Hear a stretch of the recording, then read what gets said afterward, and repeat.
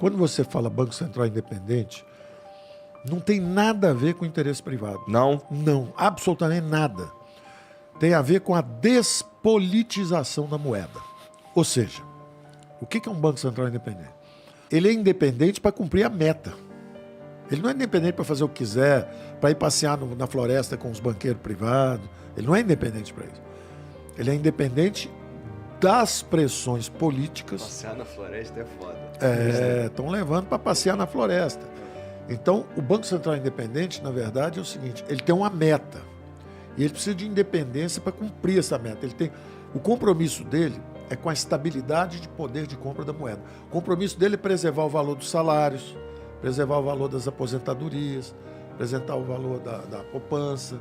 Então, o compromisso dele é botar a inflação ali dentro daquela meta. Ele precisa ser independente, porque pode chegar alguém para ele, como fizeram os governos passados. Eu quero a reeleição, bota um juro zero aí. E depois a inflação explode. Eu quero a reeleição.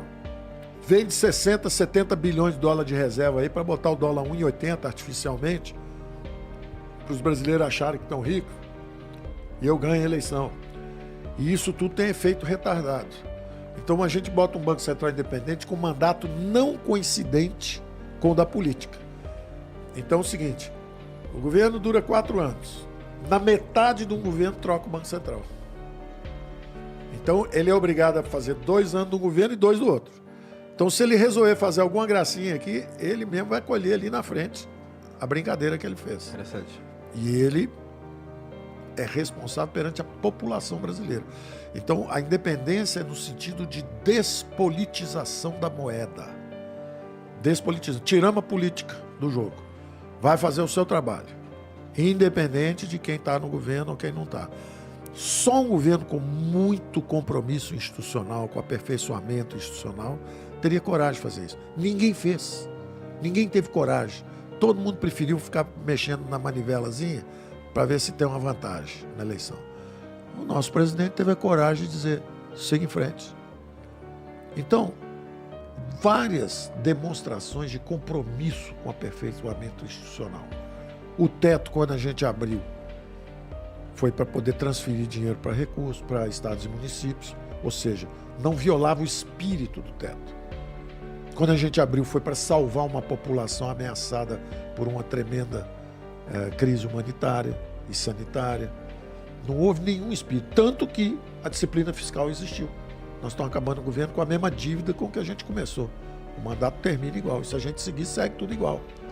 Então, essa fé no Brasil. E o mundo está muito acima, tá certo? O mundo está entrando, essa é a má notícia. Já falei que o Brasil é o seguinte, confie no Brasil, o Brasil é um porto seguro. É um porto seguro. A América Latina está desmanchando em volta do Brasil. Desmanchando. Olha o que está acontecendo. Olha os fatos no Chile. Curiosamente, sumiram dos jornais as notícias da Venezuela, né? Vocês têm visto alguma coisa? Interessante, né? Sumiu, né? Por que será? Será que é porque tem alguma ditadura lá e eles não conseguem nem chegar lá? Ou será que é porque eles não querem dar a notícia lá porque eles também são de esquerda aqui? Por que será que sumiram as notícias? O que está acontecendo no Chile? O que está acontecendo no Peru e na Bolívia? Está desmanchando a América Latina. Está desmanchando. E nós estamos firmes, nós estamos levantando. Nós estamos subindo. Aí você vai para os Estados Unidos. Recessão. Diziam que ia crescer. Recessão. PIB caindo, primeiro semestre. E os juros nem começaram a subir ainda vão subir mais, bem mais. Nós já paramos. Nossa inflação já está descendo, nós já paramos de subir os juros. Aí o ano que vem, o que vai acontecer? O juro começa a descer. Por isso que eu estou falando, nós temos que ter confiança no Brasil. Porque esse ano nós estamos com o freio de mão puxado. Nós estamos freando, combatendo a inflação. Juro lá em cima. Vento contra. O vento contra. O ano que vem, como a inflação já desceu e o Banco Central já parou de subir os juros, o ano que vem a inflação descendo, ele vai baixar os juros. Vento a favor, empurrando. Então, nós asseguramos o consumo de massa. 20 milhões de famílias, quase 21 milhões de famílias, recebendo R$600 por mês. Então, o consumo de massa, base de pirâmide está andando.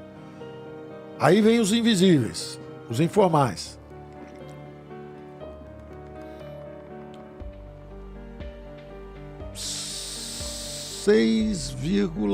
São 8,8 com 7,3. 7,3 milhões de novos empregos informais. Todos eles voltando ao trabalho, todo mundo chegando a 100 milhões de brasileiros em trabalho. Formais mais informais, todo mundo junto. Investimentos, 900 bilhões já contratados e agora a reconfiguração da cadeia produtiva global com a reindustrialização do Brasil. Então já tem esses 900 bilhões, são quase 90 bilhões por ano, mais o que vem agora para energia. Para energia.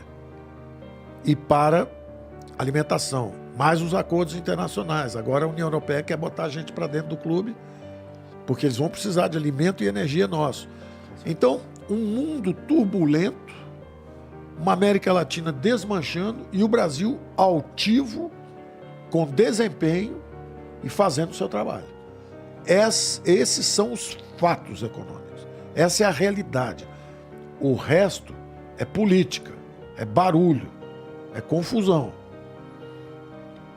A gente com freio de mão puxado, nossa taxa de juros está em que? 14%? 13,75. Qual que tu considera que é uma taxa... Aí é que tá. Banco Central independente, ministro da Fazenda, da Economia, não fala, não sou eu que mando. Eu só posso olhar e falar, às vezes eu faço assim, né? E às vezes eu faço assim também. Porque o cara dirige bem. Entendi. E pô, essa taxa de juros, ela afeta na nossa dívida, né? Afeta, dói muito, custa caro. Custa muito caro, ruim, cara. É muito ruim. Mas o que nós temos que fazer? Qual é a nossa parte? Cada um tem que fazer a sua parte. Então,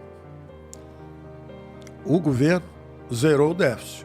Então, eu sei que desde o ano passado, eu não estou criando problema. O juro não está alto por minha causa. Porque eu estou em equilíbrio o ano passado, em equilíbrio. Justamente nós aproveitamos a volta em vez de crescer 7% ou 8% com um buraco fiscal, nós fizemos a volta tirando os estímulos. Então a economia não tem o doping. Não tem doping. Tá tudo... É como é mesmo. Vida como ela é. Então a culpa não é nossa. O valor do dólar é o valor do dólar. O valor do dólar... Nós fizemos a nossa parte. Ele está lá agora. Agora o que acontece? O Banco Central está fazendo a dele. Está fazendo o combate à inflação usando a ferramenta dele, que são os juros. Dói pra caramba. É ruim. Mas é uma inflação que veio... Não é mais a nossa culpa. A nossa foi quando a gente deu aqueles recursos, só que aí logo depois, no ano seguinte, a gente tirou, baixou de novo. E quando deu com recursos que nós mesmos gerimos, conseguimos criar com a nossa boa gestão. Então nós não estamos pressionando a inflação. O fiscal está forte, está tranquilo. O que aconteceu com o monetário? O mundo inteiro, como desagregar as cadeias produtivas, os preços começaram a subir e os bancos centrais dormiram ao volante. Todo mundo dormiu ao volante, tá todo mundo dormindo lá. O nosso foi o primeiro que falou, opa, o que está acontecendo? Pegou o caminhão e voltou para a estrada rápido. E o que acontece? O mundo inteiro agora é que está acordando, um ano depois do nosso Banco Central. Um ano e meio depois do nosso Banco Central. Então, nós estamos firmes e fortes com o fiscal, estamos com o monetário. Dói pra caramba esse juro. Dói pra caramba, mas é aquele negócio. Tá feita a cirurgia. Agora, daqui a pouco, começa a descer e tá tudo certo. Isso é uma projeção realista. Super realista. O Banco Central está prevendo. O mercado, é interessante isso. O mercado estava prevendo a inflação de 11% esse ano, no início do ano. Eu falei, vocês vão passar o ano revendo para baixo. Aí eles reviram para 10, para 9, para 8, para 7. Eu estava a caminho, vindo para cá, atravessando os 7 grandes lagos de São Paulo, né? Porque está chovendo muito. Então, o carro de vez em quando dava uma paradinha, tinha que dar uma volta e tal. Mas eu vi uma previsão, já para o ano que vem, Focus na sexta-feira já saiu 5,88. E aí eu vi já um banco conhecido, importante, fazendo uma previsão já de 5,5. Então, aí um juro... Começou em 11. Começou em 11. Pô, quando o cara começa a prever inflação de 5,5 este ano e 4 o ano que vem, Aí o juro de 13,75 já começa a falar, opa, daqui é para baixo, já tem que começar. Importante só para contribuir com os efeitos que são esperados na economia como um todo, quando as empresas elas têm uma visibilidade que 11% vai ser inflação, eu já faço o meu orçamento de 2023 planejando um aumento de preço de 10% mais ou menos para manter a inflação. Isso mesmo. Então é importante ter esse equilíbrio em relação à expectativa, porque senão as empresas acabam gerando um efeito reverso. Sim, perfeitamente. Nós somos átomos que raciocinam, é aquele negócio. Se todos nós achamos que vai ser 12, todo mundo começa a remarcar 12, daí a nossa angústia com as pessoas que, em vez de observar o que está acontecendo, ficavam chutando números desastrosos. A inflação vai ser 15, populismo fiscal, total desequilíbrio fiscal, e tudo mentira, porque quando você olhava os números, não. Então, se agora nós, por exemplo, percebemos que a inflação está descendo, que os juros vão descer, o Brasil pode perfeitamente crescer 3% de novo ano que vem, tranquilamente. E nós estamos numa boa posição. Nós estamos no caminho da prosperidade. Nós estamos no caminho certo. Falta sempre muita coisa. Investimento em educação, em massa, em tecnologia. O governo tem que recuperar a sua capacidade de investimento também. Não é só porque vem o setor privado, nós vamos abrir mão do governo. Aquilo que eu te falei, só que o governo, em vez de ter capital financeiro, para que o BNDES precisa ter uma opção de ações de empresas do setor privado, 100 bilhões de ações privadas? Vende esse troço e transforma isso em capital produtivo. Faz lá a hidrelétrica que o presidente quer fazer lá em Roraima. Faz lá o... Quais são as principais indústrias que você acha que o Brasil deveria investir? Eu acho que o Brasil, a primeira coisa que o Brasil tem que fazer agora é trazer... Primeira coisa, quer dizer, tem uma consequência natural do nosso sucesso no agronegócio, que é a agroindústria, né?